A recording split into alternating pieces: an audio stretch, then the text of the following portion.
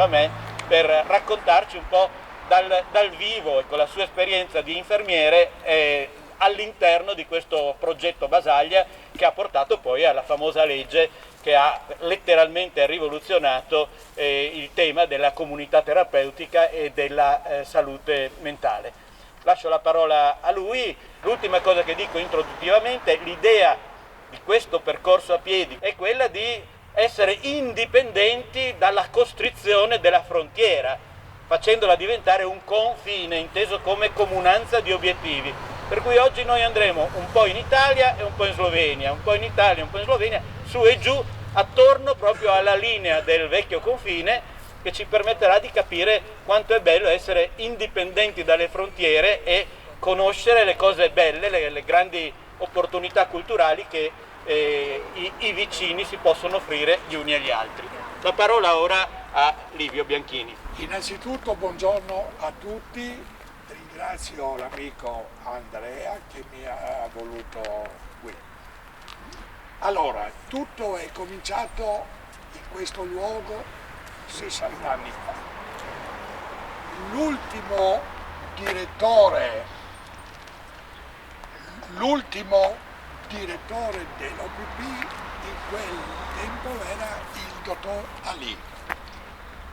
Basaglia era un cattedrato dell'Università di Padova, però Franco Basaglia, il professore, aveva l'animo ribelle ed era contro i metodi che si volevano fare all'Università di Padova.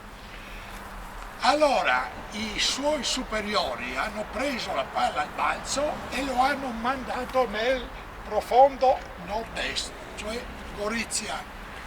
Se voi andavate in quegli anni, voi giovani no, ma a Roma, a Milano, io ero per 4 anni che ho vissuto a Roma, quando andavo a dire che sono di Gorizia erano tutti convinti che sono della ex Jugoslavia.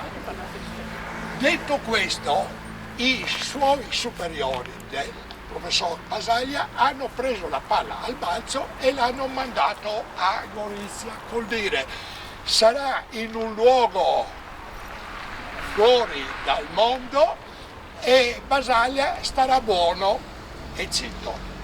Nel 61 arriva qui Basaglia, coinvolge un po' tutti, infermieri, medici e soprattutto ammalati. Comincia a tirare giù le reti e i muri. Questa è stata la prima azione che Basaglia ha fatto qui dentro. I leader degli ammalati, che potrei dire i nomi ma non voglio fare, hanno cominciato a levare via tutto, le reti, prima al C uomini, poi al D donne, al D uomini, al reparto A, l'ultimo al B uomini, che erano quelli un po' più, no, così, va bene. Allora, in quegli anni lui ha cominciato a parlare con tutti, con i comitati di quartiere, con i famosi consigli di fabbrica a Monfalcone, col Don di piazza qua, con tutti quanti, e ha coinvolto la gente. Poi purtroppo nel 1968 è capitato il delitto Miclus. Anche lì la stampa ha cominciato a dargli giù il MIS, tutte le storie. Anche Basaglia ha dato le dimissioni. È comunque rimasto ancora qui l'anno dopo, però ha preso in mano l'OPP di Gorizia il professor Pirella. Sì, allora il lavoro che si faceva a noi era questo: Alle 8:30 di mattina cominciava la staff con tutti i caposala, con i medici del reparto A, B, C e D, uomini, A, B, C e D, donne. Poi alle 9:30 si facevano le famose assemblee di reparto. Poi si andava fuori, si andava a pranzo fuori, si andava in gita, no? Alle 5 del pomeriggio era ogni giorno la famosa assemblea generale che l'aveva in mano il mio amico Mario, ammalato, no? Ogni giorno. Alle ore 7 di sera si faceva, come dire, per 2 ore il famoso studio con tutti quanti noi, con gli infermieri, con i medici e con tutti. Andavamo a parlare con gli imprenditori per cercare lavoro per i nostri ospiti. Come ho detto prima, andavamo a parlare con i comitati, con i consigli di quartiere e con tutto. Poi arriviamo quando che il professor Pirella vince il concorso all'OPP di Arezzo. In quel tempo prende in mano il dottor Casagrande. Bene. Nel 1972 viene fuori un grande articolo su iniziativa isontina. Se avete piacere, comprate il libro che ha in mano Andrea. Ha fatto sì che l'utopia diventi realtà. E ancora oggi, che fra 3 anni Basaglia sarà 100 anni che è nato, ancora oggi l'unica strada per noi è quella che ci ha fatto il professor Franco Basaglia dal 1961 in poi. Un'ultima cosa, nel 1978 è stata fatta la legge 180, che secondo noi è una delle migliori leggi al mondo.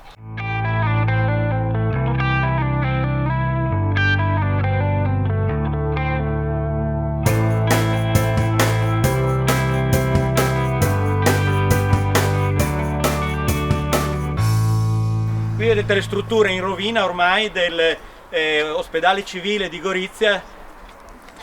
Vedete che oltre a queste case, poi lo si vede bene, c'è l'ospedale di San Pietro, e sarebbe stato davvero molto logico unire questa struttura ospedaliera con quell'altra. Erano già stati fatti progetti di tunnel relativamente brevi che avrebbero permesso di creare un ospedale internazionale di alto livello. E invece poi le scelte, come diceva Livio prima, della politica hanno portato a costruire o a allargare il San Giovanni di Dio, e come vedete questa enorme struttura sta andando progressivamente in rovina.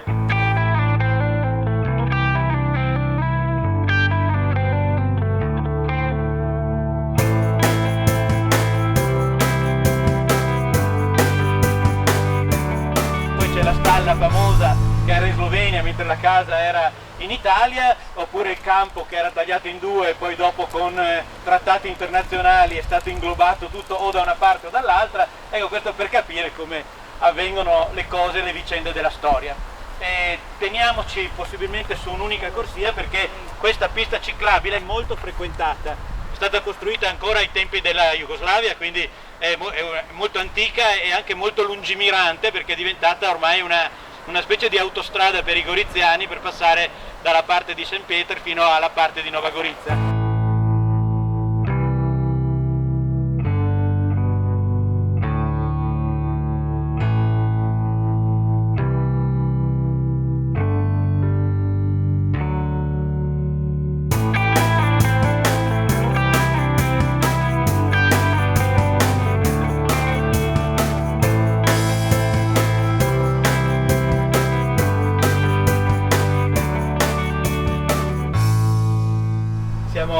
arrivati alla nostra seconda tappa, il cimitero ebraico in Rojna Dolina, appunto in sloveno sarebbe la Valle dei Fiori, in italiano si chiama Val di Rose, che come vedete è una valle che è chiusa da una parte dal Panovec, quella montagna sulla sinistra, e dall'altra dal Colle di San Marco. In mezzo c'è questa ridente valletta che una volta era evidentemente piena di fiori, oggi proprio no. E qui è uno dei luoghi, penso, più suggestivi del Goriziano, perché ricordiamo la comunità ebraica che ha avuto una grande importanza per la vita e lo sviluppo della città. E parla con noi oggi la professoressa Orietta Altieri, qui presente, e che, così lo dico con consapevolezza, credo sia una delle più esperte conoscitrici proprio di questo tema così avvincente, oserei dire, che è l'ebraismo goriziano. Lei ci introduce un po' in generale al tema e anche alla visita a questo cimitero. Ricordiamo tra l'altro che oggi è sabato, per cui di per sé non si potrebbe neanche andarci, ma insomma noi trasgrediamo le regole ma lo facciamo con molto rispetto, proprio con molto rispetto. Come ha detto giustamente Andrea, è un tema estremamente avvincente.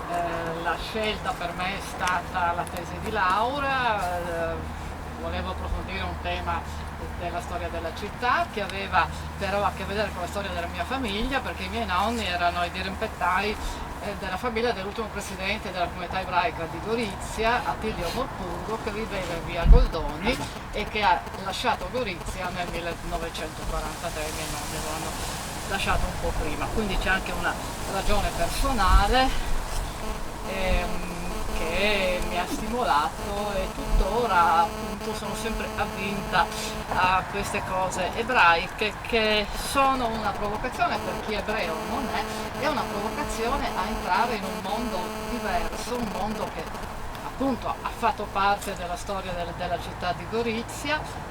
A Gorizia non c'è più, ma c'è in altre parti del mondo. Io sono in contatto con l'architetto Andrea Morpurgo, che si divide tra Bologna e Madrid e che è appunto il pronipote dei dirimpetai dei miei nonni, insomma, quindi c'è sempre, la comunità non vive più a Gorizia ma vive fuori. Andrea Morpurgo è stato quello che si è occupato a fondo proprio di dare una vita a questo cimitero che dal 1947 è diventato parte della Jugoslavia, quindi di un confine molto sofferto, che non ha consentito, se non con grandi difficoltà, di visitarlo, no? La cosa più ovvia, ogni tanto uno va al cimitero, né appunto di seppellire persone qui, perché si trattava di seppellire qualcuno all'estero, no?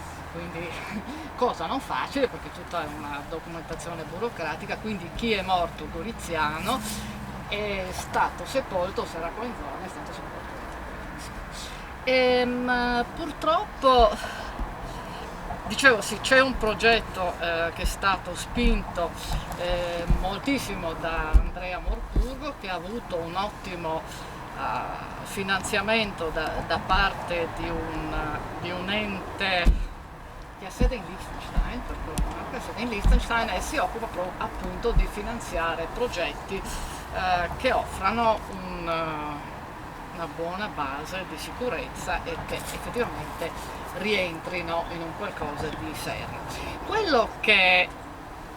E quindi, per chiudere questo capitolo, c'è una pianificazione di sistemazione del cimitero finanziata appunto dalla fondazione del Liechtenstein, che verrà poi messa in piedi dal punto di vista pratico anche dall'Università di Udine e da altri enti.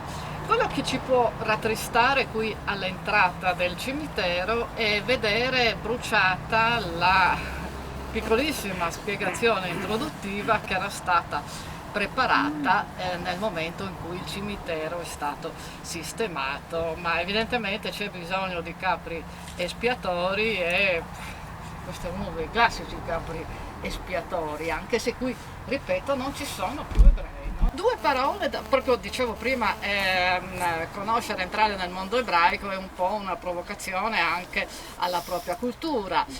Noi abbiamo la traduzione in sloveno del termine, io tentavo di decifrare prima, ma è una scrittura quadrata che è stata stilizzata probabilmente un poco, mi pare di capire che ci sia semplicemente la versione ebraica del cimitero ebraico. Interessante è questo, a un cimitero noi abbiamo una parola di origine greca che si rifà al fatto di dormire, in sloveno c'è la pace, come in tedesco peraltro, un Friedhof è un luogo dove si sta in pace, mentre un cimitero ebraico è la casa dei vivi, Bet HaChaim è la casa dei vivi, quindi c'è un rapporto diverso con la morte, rapporto diverso che si esplica anche nel funerale, tra virgolette, che non ha niente a che vedere con il nostro.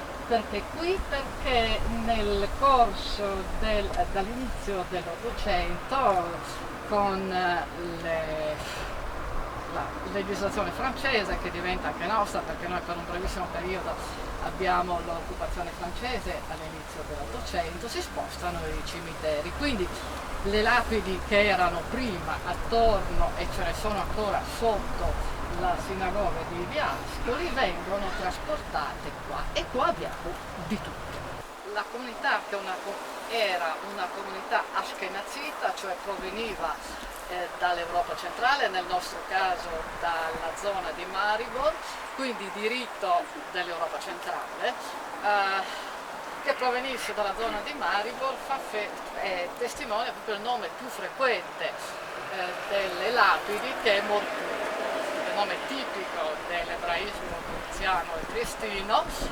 Morpur significa semplicemente quelli che arrivano dall'attuale Maribor, che in tedesco si chiamava Marburg, con la pronuncia del, tra virgolette veramente tedesco dell'epoca, diventa Morpur, e quindi questi sono i Morpurgo. Molto attaccati alla tradizione, quindi qui ci sono lapidi molto vecchie che sono del periodo medievale, trasportate qui a Gorizia da Maribor. Sono piccolette, quindi si prestano ad essere trasportate. Sono lapidi che vengono orientate sempre a oriente, Gerusalemme è a oriente, quindi si mantiene questo rapporto con la città santa, con il Tempio. Lapidi, come potrete vedere da una veloce camminata, sono molto diverse tra di loro, quindi cominciamo con le piccolette. Le piccolette che permangono fino a tutto il Settecento sono scritte in ebraico, e abbiamo anche presente una tipologia dell'ebraismo sefardita, cioè quello che viene dal Mediterraneo, perché Gorizia, dopo il nucleo proveniente dalla Slovenia che si è stabilito a Gorizia praticamente dal 1500 in poi fisso, arrivano piano piano ebrei appunto dalla zona del Mediterraneo. Cito un unico nome, che è quello di Bolafio, che appunto è un nome sefardita. Quindi abbiamo delle piccole tombe tondeggianti, che sono quelle poche tombe sefardite. Caratteri solo ebraici, cioè significa che l'ebraico conosciuto da tutti. Nel corso dell'Ottocento le cose cambiano, perché le lapidi diventano sempre più simili a quelle della società di maggioranza e sono pian piano bilingui. Quindi Gorizia stava in Austria, però il bilinguismo è ebraico-italiano. Soltanto chi arriva dall'Europa centrale, e qui abbiamo anche interessante rendersi conto di come ci si poteva muovere senza problemi quella volta, c'è persino una lapide di uno che veniva dall'Ucraina e che è morto dall'Ucraina, dall'Ucraina attuale, che era la Galizia austriaca, e che è morto a Gorizia. Quindi immaginate quest'epoca in cui uno si muoveva tranquillamente, poi questo veniva da una città molto grande che adesso ha un altro nome. Isacco Reggio muore nel 1855, quindi tomba di una persona dotata di capitale, certamente, perché ha una lavorazione particolare, è una tomba bilingue. Questo Isacco Reggio è noto a livello internazionale tuttora per tutti coloro che si occupano di filosofia ebraica, perché è stato veramente un personaggio ponte tra l'ebraismo dell'Europa centrale e l'ebraismo italiano. Appunto Isacco Reggio era persona colta, quindi parlava tranquillamente, oltre che l'ebraico era in grado di parlare tranquillamente in tedesco, per quanto ho detto prima, quindi c'erano contatti regolari che aveva già incominciato il papà suo, che veniva per cronaca da Ferrara, quindi quella volta Gorizia era ambita, grazie, era città ambita perché c'era una discreta immigrazione dall'Emilia, Emilia che per un periodo è anche stata, no, non è mai stata in Austria, dall'Emilia appunto non sono gli unici, c'è uno dice ma oggi non riusciremo a immaginare qualcuno che viene dall'Emilia per vivere a Gorizia. Invece il papà suo è arrivato e quindi ha portato un'italianità chiara, di modo che il figliolo è stato in contatto con le comunità ebraiche italiane vere, ripeto vere perché Gorizia stava in Austria, quindi non era certamente una città italiana, e tramite proprio il suo aiuto è stato fondato praticamente il primo seminario, tra virgolette, se usiamo un termine cattolico, il Collegio Rabbinico di Padova, che è stata la prima scuola per i rabbini di lingua italiana a preparare ufficialmente un rabbino, ispirandosi a quello che stava succedendo nell'Europa centrale, no? Quindi per questo è una figura ponte tra l'Europa centrale, che era dal punto di vista ebraico quella più attenta, appunto più che altro l'ebraismo tedesco di Germania, era quello più attento al futuro, all'integrazione nella società di maggioranza, e Isacco Reggio ha percepito tutte queste cose e molte sono finite nella programmazione appunto di questo collegio rabbinico padovano, che tuttora, ripeto, nell'ambito di chi si occupa di filosofia ebraica è noto. Se guardate le piccoline, sono parecchie, le piccoline sono in pessimo stato, mi stavo dimenticando, le tombe hanno un simbolo, molto spesso si riferisce alla famiglia, Iona che esce dalla balena per i morfurghi, oppure sono fiori, sono i levi, anzi no, la brocca no. La borraccia per la purificazione, no? 2 figli maschi e 2 figlie femmine. Figli maschi finiscono male tutti e 2, non solo il povero Carlo, ma anche il fratello grande Gino. Gino che aveva, è interessante questo, e infatti le loro tombe sono, se le guardate, sono fatte, sono le tombe dei suicidi, questa strana forma che hanno, no? Perché entrambi sono finiti suicidi.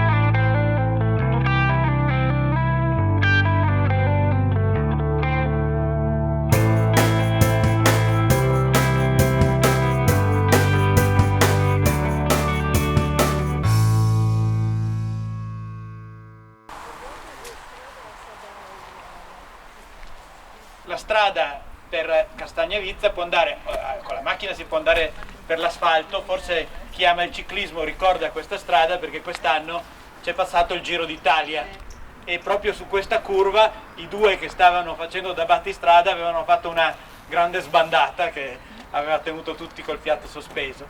E la zona a destra si chiama Pristava, mentre la zona a sinistra, appunto la zona del Rafut, si intravede dietro all'alberello la torre della casa Lashak, questo grande architetto goriziano che era venuto che era stato in Egitto per la costruzione del canale di Suez, e quando era tornato aveva voluto costruire delle abitazioni ricordando un po' gli stili architettonici dell'Egitto. E qui su questo confine c'è una delle tante case confinarie, abbiamo visto anche a San Pietro, ma un po' dappertutto, ci sono ovunque la casa confinaria abitata dai finanzieri italiani e quella dei finanzieri sloveni. C'è sempre stato un bel progetto di trasformare queste case confinarie in qualcosa che possa ricordare la storia del confine, e da qualche parte è stato fatto, per esempio al confine di Merna, alle torrette che ci sono sulla ciclabile che va da Merna verso Gorizia, e poi sul Museo del Confine che vedremo lì in Transalpina. Altre case sono addirittura state vendute a privati e hanno perso completamente la memoria, mentre questa è diventata la sede della Lega delle Cooperative italo-slovena, cioè il luogo centrale del cooperativismo tra Gorizia e Nova Gorizia. I fratelli Russian. La targa è stata messa nel 2004 dai nipoti e vedete che c'è il disegno dell'aereo con il quale Edward Russian è stato il primo a alzarsi in aria dopo i fratelli Wright nella zona a sud del Danubio, e lo ha fatto presso il campo di aviazione di Gorizia verso Merna, per intenderci. Edward e suo fratello qui hanno studiato tutte le modalità per poter arrivare a compiere questa straordinaria impresa. Il primo volo fu un volo di una trentina di metri, per intenderci, ma poi da quel momento i due fratelli hanno continuato la loro attività, e in particolare Josip come ingegnere ed Edward come collaudatore, costruendo degli aerei sempre più elaborati, sempre più potenti, finché purtroppo durante una esibizione nel cielo di Belgrado Edward cade e muore molto giovane, lasciando poi al fratello l'eredità di continuare questa straordinaria opera.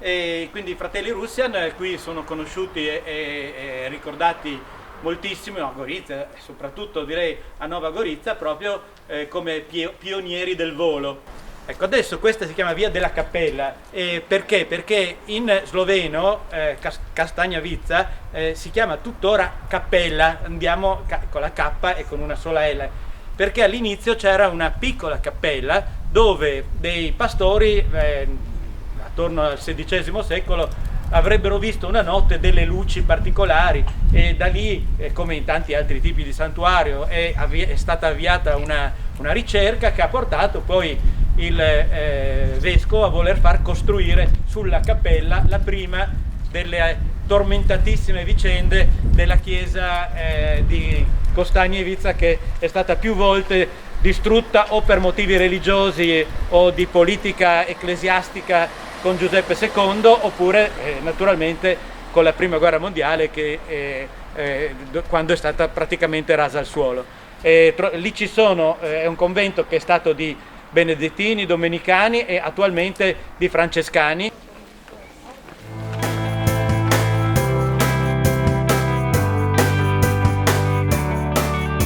Naturalmente il pellegrinaggio è finito dopo la seconda guerra mondiale, quando il confine ha segnato, e in questo caso è un confine invalicabile, ha segnato proprio questo luogo. Tra una ventina di metri ritorneremo in Slovenia, e per questa pittoresca e piacevole salita.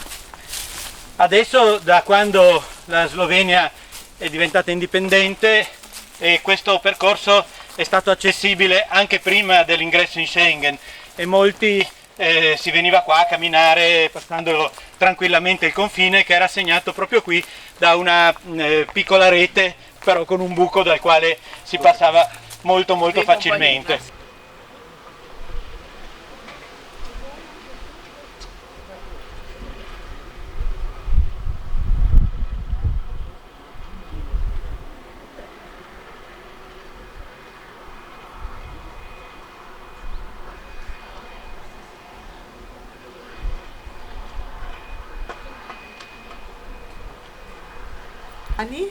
Voi conoscete questo nome, Castanevica, Castani oggi non ci sono più, perché durante la prima guerra mondiale era distrutto tutto, bombardato tutto durante la fronte di Sonzo, ma anche la Castanevica era bombardata, la chiesa anche quasi tutta distrutta, no, perciò sulla collina non abbiamo castani più, c'è uno ancora, no? E poi c'è qualcuno anche nella salita, sì. Il posto più bello a Gorizia, ma anche a Nova Gorizia, no? Il primo storico che ha scritto come era qua, no, ha detto così: venire a, non lo so se è giusto così italiano, no, ma mi aiuta la signora, no? Allora, venire a Gorizia in Italia e non salire qua è uguale come andare a Roma e non vedere papà. Di papà, sì, è uguale. Allora, siete nel momento, nel posto giusto, va bene? Poi andate via, forse anche, no? Allora, siamo a Škrapčeva ulica, si chiama così, Škrapčeva. Il nome qua. Padre Stanislav Škrabec è linguista sloveno molto conosciuto, molto importante. Io ho vissuto qua 42 anni e perciò la via e anche la biblioteca porta il suo nome. Dopo la guerra mondiale hanno fatto quasi tutto nuovo, ma il pavimento è rimasto originale perché vediamo le lapidi funerali. Sono 23 nella tutta la chiesa e qui sono sepolti nobili da Gorizia. Dopo l'anno 1785 non hanno sepolto qua più perché i carmelitani devono andare via. Giuseppe II, l'imperatore austro-ungarico, ha chiuso i conventi e sono andati via. Sotto il presbiterio c'è la tomba dei Borboni. Allora, adesso qui sotto non ci sono resti umani di queste famiglie. Adesso c'è il corridoio che porta sotto il presbiterio. Dopo il terremoto anche questa chiesa era molto molto danneggiata, no? La nostra chiesa ha una immagine della Madonna nell'altare maggiore fatto sulla pietra dal XVII secolo. Si vede la Madonna con Gesù e indietro c'è ancora una cosa. Voi vedete anche sulla il fresco su me, Maria con Gesù, indietro c'è un albero, brava signora, no? Un albero castano, perché siamo a Castanevica, sì, albero castano, no? Chiamiamo questa immagine Madonna di Castanevica, è unica in Slovenia, non c'è nessun'altra. Allora, ho già detto che le tombe dei Borboni sono sotto il presbiterio. I Borboni sono famiglia reale di Francia e qui è sepolto l'ultimo re di questa dinastia, Carlo X, è unico che non è sepolto in Francia a Saint-Denis.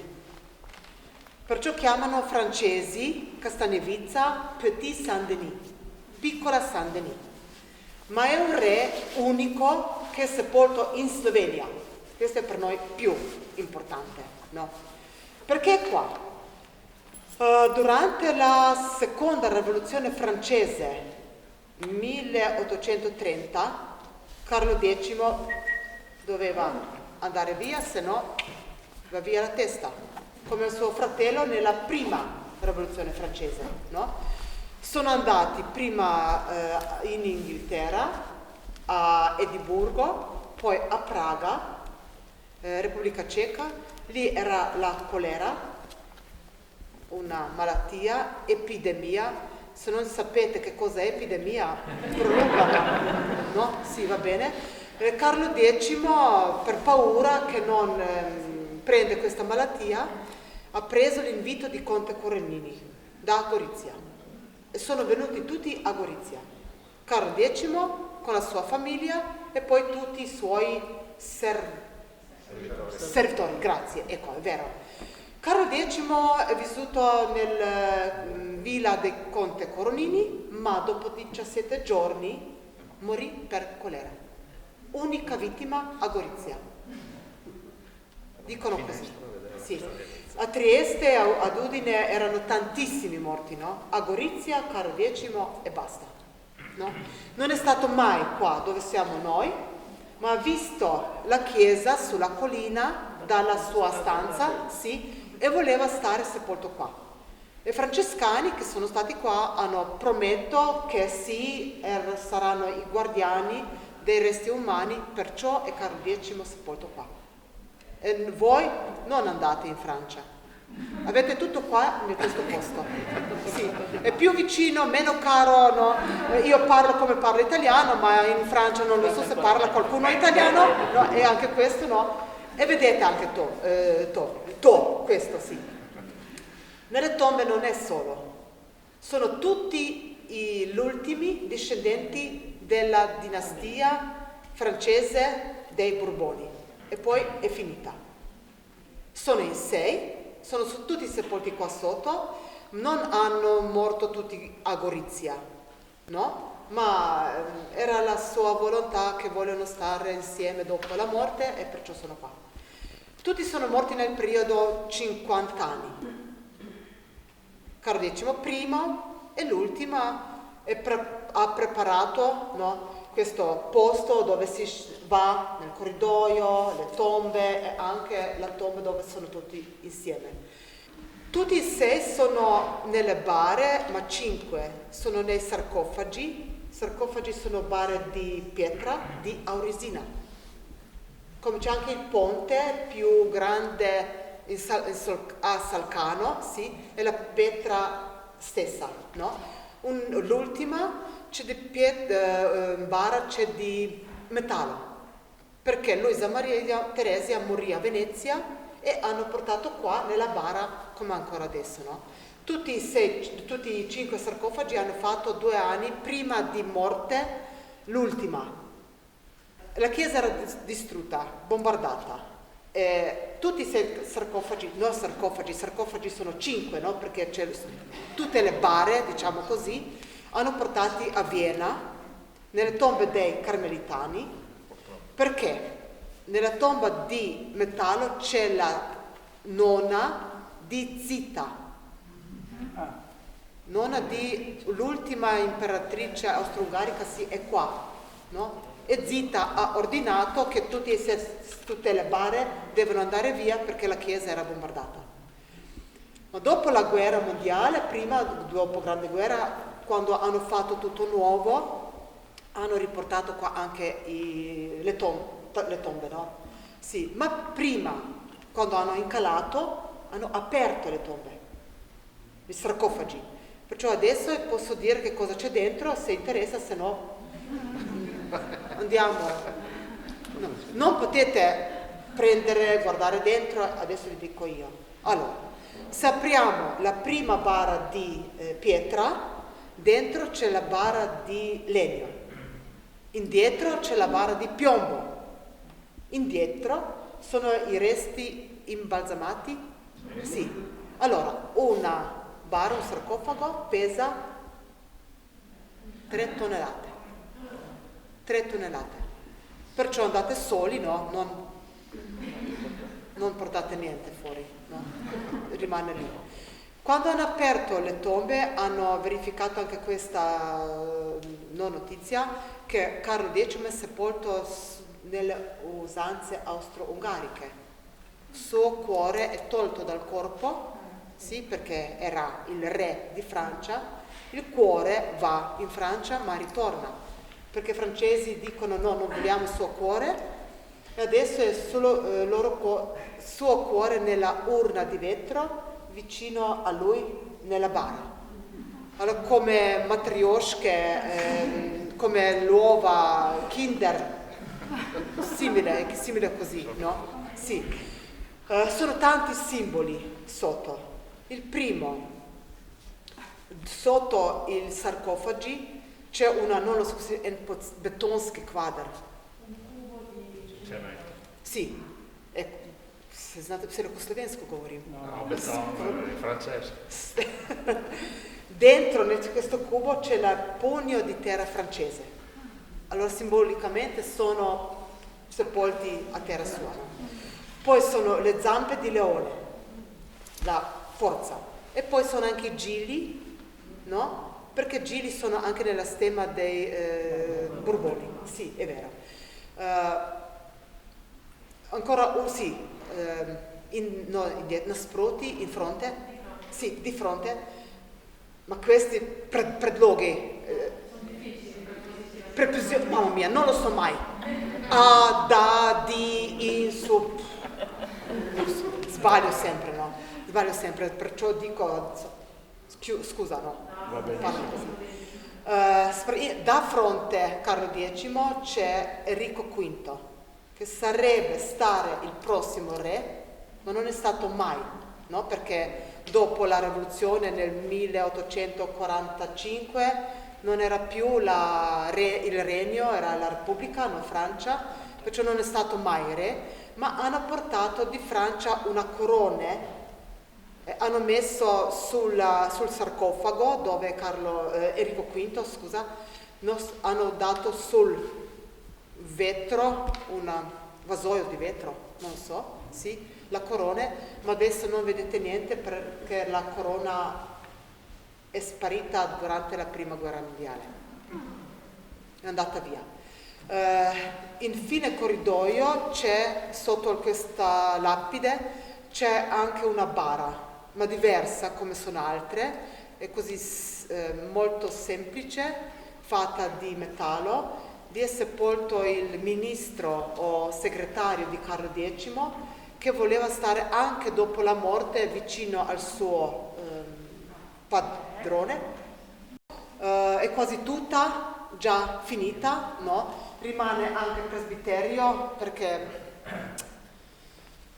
non lo so cosa dire, non si sa che cosa vediamo quando si toglie il colore, no?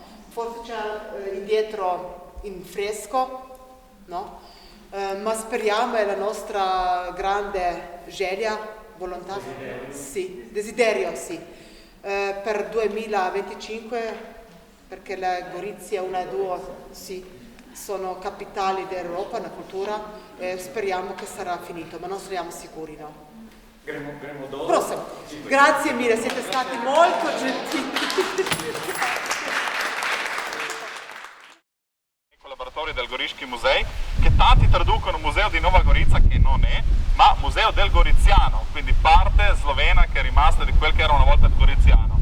Perché anche qua io sempre comincio con la storia che il Goriziano era un territorio unico per secoli e che solo dopo la seconda guerra mondiale è stato per la prima volta diviso in due parti.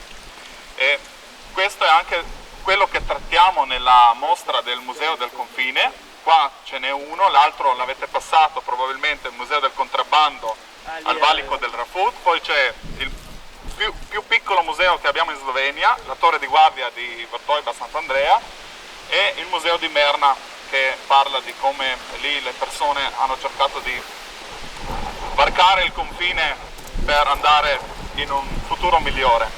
Quello che io dico sempre qua è che guardando la stazione che poi Alessandro vi dirà più all'interno, vedete l'unico edificio pubblico che è rimasto alla Jugoslavia dopo il nuovo confine. Tutto il resto non c'erano né dottori, non c'erano né scuole, né negozi, né niente, perciò questa volontà di dare un centro per tutti quelli che vivevano sull'altipiano di Tarnova, sul Carso, Valle del Vipacco, e gli servivano queste cose, quindi perciò costruire Nova Gorica. Poi ovviamente c'era anche tanta pubblicità propagandistica, quindi mettere su la stella rossa, dire siamo rimasti senza il centro, ce ne costruiamo uno nuovo che splenderà oltre i confini, ma questa è politica. Le persone avevano necessità di case, avevano necessità di dottori e tutto quello che ho già menzionato. Ovviamente la parte ultima della mostra tratta anche l'entrata della Slovenia nell'Unione Europea, che è successa proprio qua nel 2004, il 1° di maggio, e che ovviamente ha fatto un terzo centro che forse gli abitanti di Nova Gorizia e Gorizia non lo sentono ancora come quello clou di entrambe le città, ma speriamo con la Capitale Europea della Cultura questo succeda.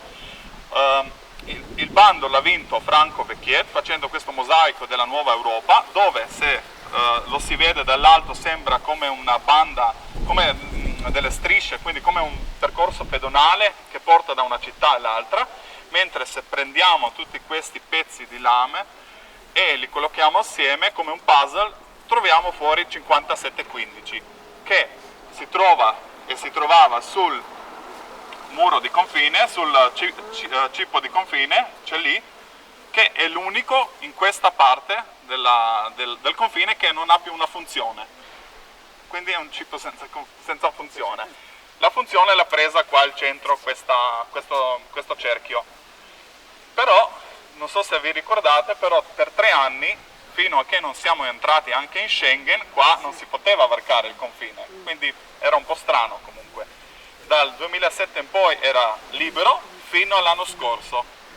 Probabilmente qualcuno di voi è stato qua, prima ci hanno messo solo un filo, poi ovviamente quello non era un ostacolo per tutti quelli che vanno a bere la birra o il caffè di mattina, e perciò hanno messo una nuova ringhiera comunque, che ha portato le persone quasi a 70 anni fa, come durante i primi 8 anni dopo il nuovo confine, di cui vi parlerò dentro.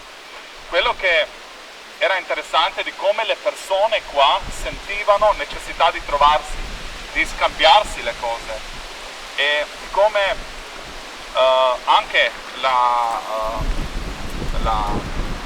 le persone che erano allora, facevano parte del gruppo per la candidatura della Capitale Europea della Cultura, facevano qua diverse cose. È rimasto lì per terra un messaggio artistico che poi i bambini coloravano.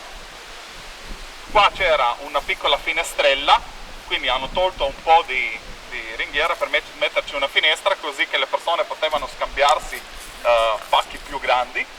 E vi dico l'ultima cosa di come quello che è successo a me. Già preparavo una mostra che abbiamo adesso a Villa Bartolomei, oggetti non dimenticati, e un amico mio di Gorizia mi ha procurato un telefonino vecchio che è arrivato da Firenze. Lui ha dato per le spese di spedizione e ha detto: Carlo, ci troviamo qui, che lui non poteva venire in Slovenia, io non potevo andare in Italia. Ci siamo trovati lì dove c'è il cippo, e dico a lui: quanto erano le spese? Ha detto 10 euro. Ti porto 10 euro. No, ha detto: tu vai a uno dei vostri negozi, vi compri dei cevapcici speciali, vi compri del Ajvar, ma lui è genovese, quindi l'Ajvar non sloveno, serbo, speciale, e me li porti qua. E era contentissimo perché dopo più di un mese poteva mangiare i cevapcici con il suo Ajvar. Quindi queste storie erano qua cosa quotidiana. Tutto ciò che attiene a questa linea ferroviaria, la Transalpina, o Bohinska Proga in sloveno, o Bochheimerbahn in tedesco. Per presentare una mostra di una ferrovia, di solito ci si aspetta una locomotiva, un ponte, una stazione. No, era quella signora che sorride, questa signora che ci introduce nella Transalpina che noi vogliamo ritrovare, la Transalpina della Belle Époque, appena scesa da un treno probabilmente proveniente da Jesenice. La mostra, che qui ho un fulcro di quello che volevo rappresentarvi, è stata realizzata con uno spirito che secondo me ha esattamente, come dire, preparato, non abbiamo questa ambizione, ma comunque nello spirito della Capitale Europea della Cultura. Diciamo che l'impero asburgico già ai primordi della ferrovia, le ferrovie iniziano la loro storia nel 1830 con le prime linee in Inghilterra, poi si mossero tutti più o meno velocemente, l'Austria si mossa come al suo solito un po' con circospezione, ma nel 1841 decide di realizzare una grande rete ferroviaria che, avendo per centro Vienna, si irradiasse verso tutti i punti cardinali. E quindi anche a sud. Cosa c'era a sud? C'era Trieste. C'era Trieste che era l'emporio marittimo dell'impero ed era assolutamente necessario congiungerla con Vienna. E fu realizzata quindi la prima ferrovia, la ferrovia meridionale, ne avete già sentito parlare, la tuttora esistente, Vienna, Semmering, Graz, Maribor, Lubiana e Trieste. Lasciò fuori Gorizia in quel caso. Gorizia fu unita per la sua prima ferrovia nel 1860 perché da Auresina, dove passava per andare a Trieste la ferrovia meridionale, fu realizzata la ferrovia Veneto-Illirica. Doveva congiungere Auresina con cosa? Con Venezia, Mestre, da dove partiva la linea Ferdinandea. L'idea, che era stata concepita dall'Austria, era quella di congiungere con una rete, con una linea di oltre 1000 km, Vienna con Milano. Poi le vicissitudini dell'Ottocento e del Risorgimento italiano penalizzarono molto questo grande disegno, ma di fatto Gorizia, se ci fermiamo alle nostre realtà, ebbe la sua prima stazione nel 1860 ed è la stazione attuale di Gorizia Centrale. Ma non era esattamente ciò che Gorizia aveva come ambizione ferroviaria. Gorizia aveva bisogno di collegarsi in modo strutturale con il suo entroterra, quindi la Valle dell'Isonzo e la Carinzia, quelle che erano da sempre i suoi punti di riferimento.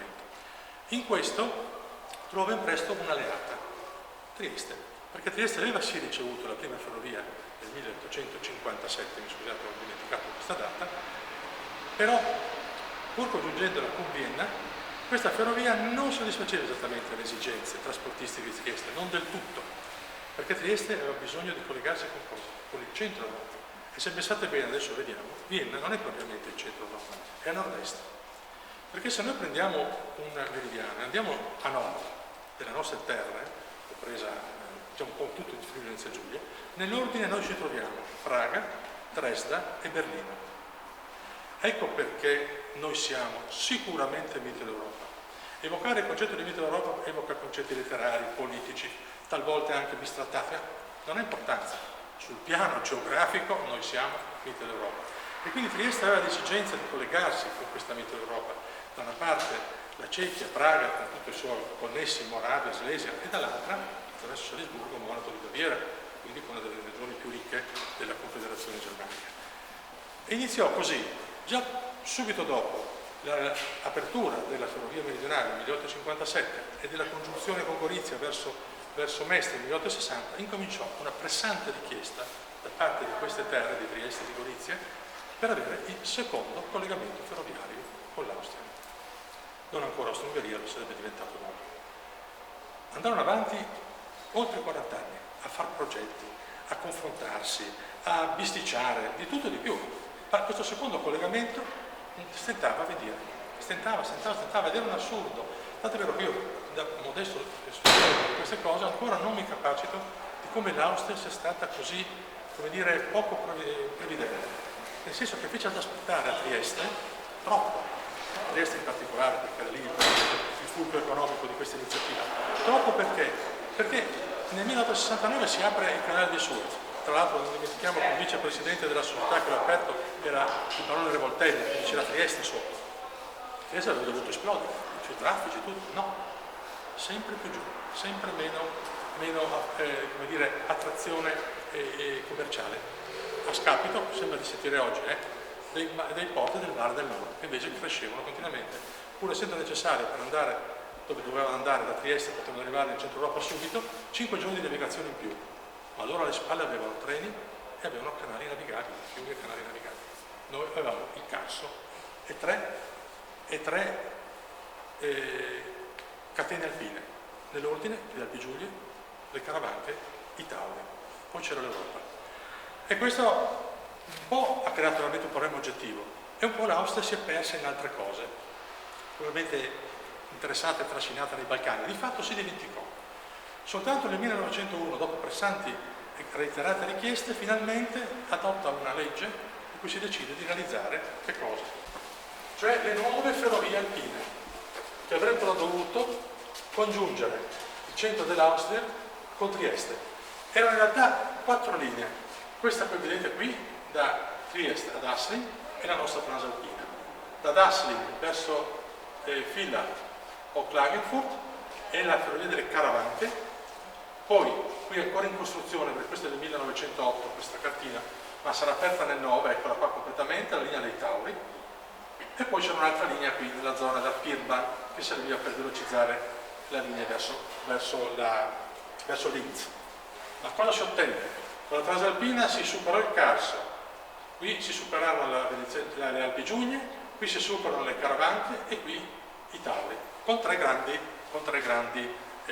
trafori alpini. Quello a noi più vicino è il traforo di Colle, Podberdo, che poi vedremo. Con questo asse ferroviario si ottennero